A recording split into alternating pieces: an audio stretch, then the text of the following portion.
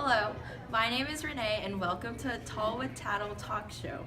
On this week's episode of Unzip Your Genes with Biotechnology, our topic will be cloning. Now, you may be wondering, what is cloning?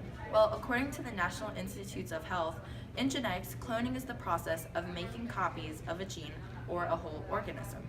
Cloning allows scientists to not only discover what proteins are present and their function, but also explores what happens in a cell when the proteins are changed. Also, by manipulating cells with cloning and learning more about specific proteins, researchers can take their research and apply it to larger scale research endeavors.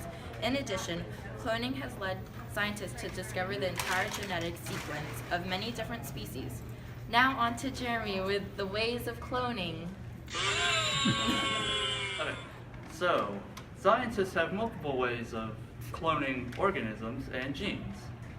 But the main way is inserting a gene from one organism called a foreign DNA and putting it into another one called a vector.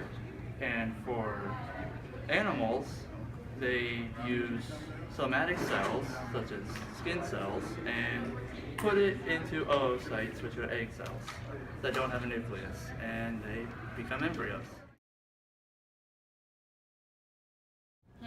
Interesting. Now here's Anthony with the advantages and disadvantages of cloning. Thank you, Renee. Now, there are many advantages and disadvantages of cloning. First, the advantages. Organ replacement is one of the greatest advantages of cloning. This form of cloning allows scientists to take a small amount of cells from an organ and harvest an entirely new functioning. Cloning also helps infertile couples to have children. They could use cells from both parents to create a clone. Egg is then inserted into a new egg to be make the woman pregnant and have a child. The disadvantages. There's first a degree of uncertainty because you don't know what the social, mental, and medical consequences can happen from cloning. There are also new diseases because cell mutation is very possible with genetic cloning. Costs. There are many costs to cloning, which includes paying donors $50,000 to give up cells and stuff like that. It would also cost $1,000 per egg, and that means that to treat one patient, it would be $100,000.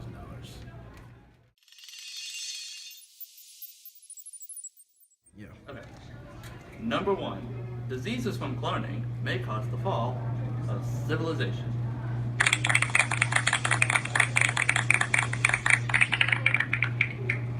Alright, number two, most genetically cloned organisms haven't succeeded in living.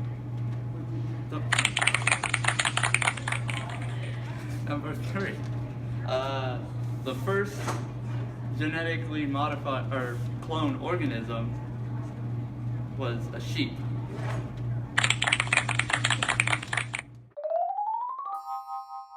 Fall of civilization.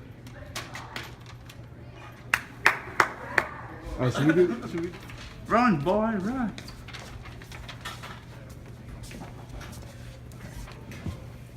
Oops. We can't talk. And then the egg is then